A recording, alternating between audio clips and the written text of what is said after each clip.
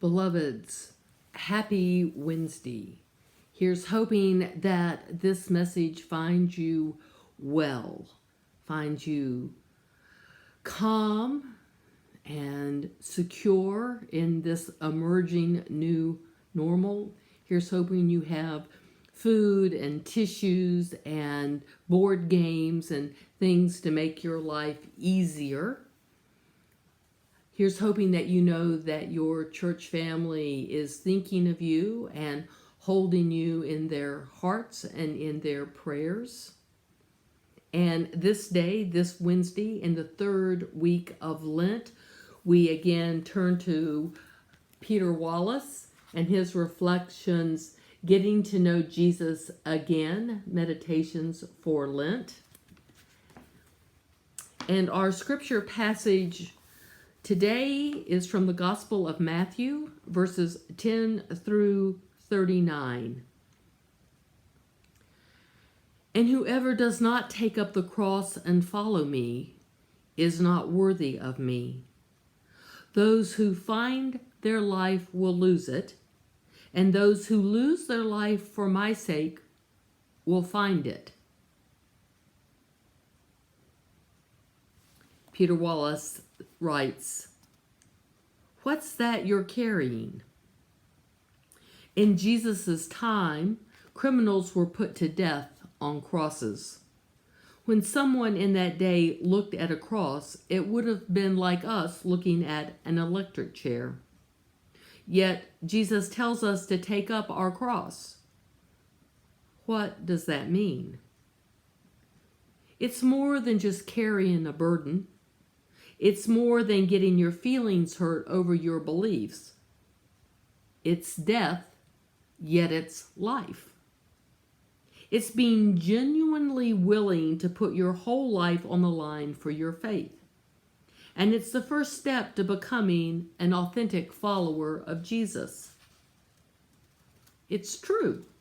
Following Jesus requires you to give up your life, your selfish, weak, empty life that's just a shadow of what's possible.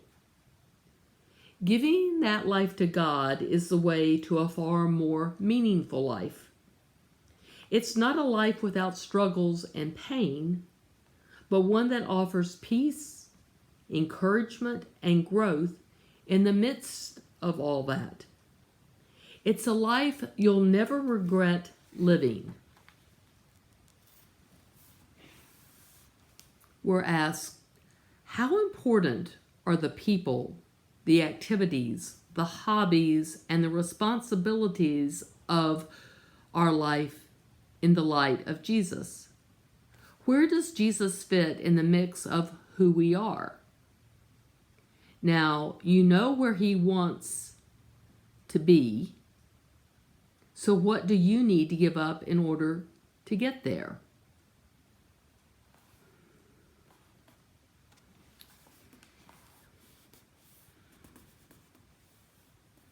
I'm thinking that at the beginning of this reflection, Peter Wallace talks about how the cross is an ancient version of our electric chair.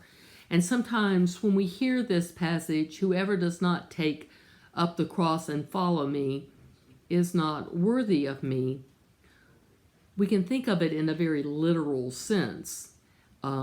This picking up the cross and being willing to die for our faith. I'm not sure that Jesus is calling us literally to be martyrs, although he certainly has called folk to that in the past and to this day. I think what Jesus is suggesting is we have a choice. We have a choice to turn to a life where we follow the desires of our own hearts, the wills of our own making. We have that choice, and that leads to a certain kind of life. And we have a choice to pick a life of modeling our lives on what he says God dreams for us. And that life often requires some sacrifices, but it has a promise of much more abundance.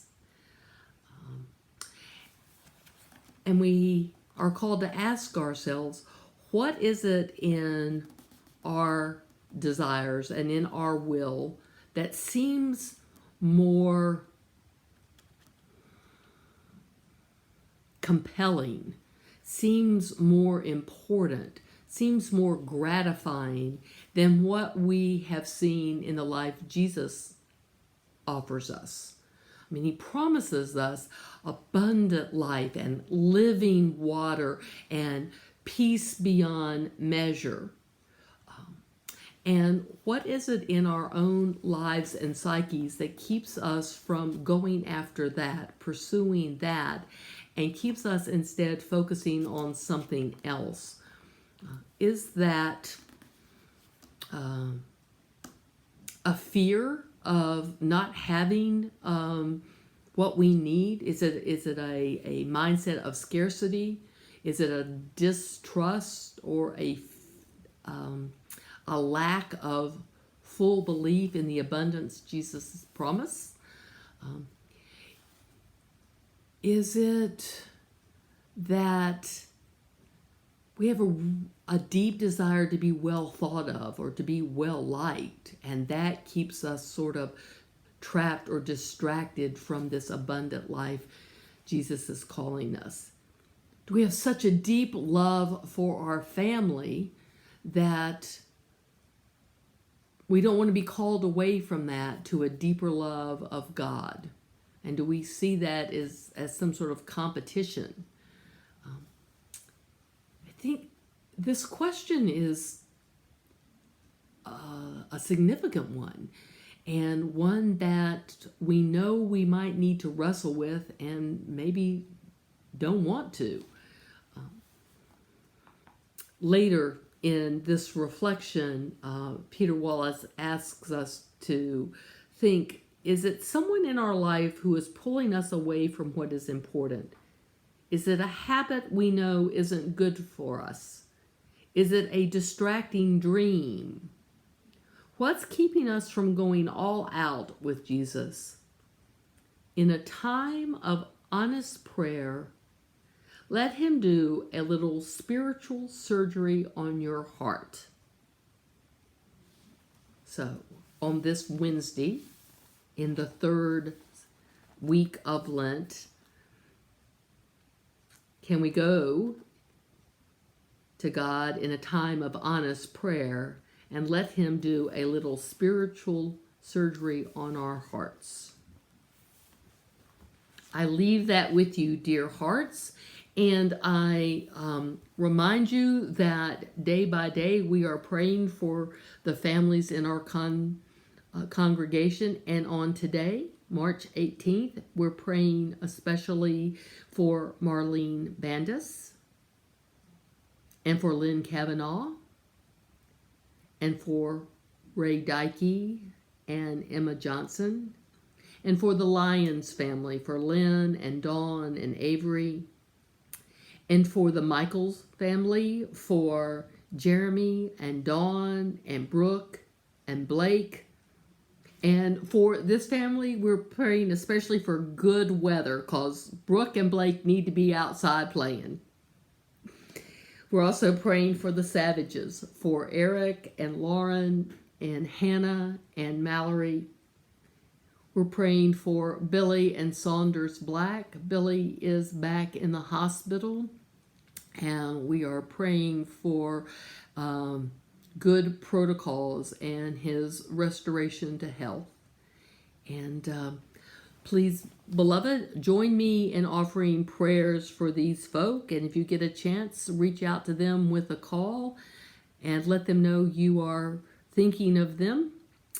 And I will look forward to seeing you again tomorrow about this same time.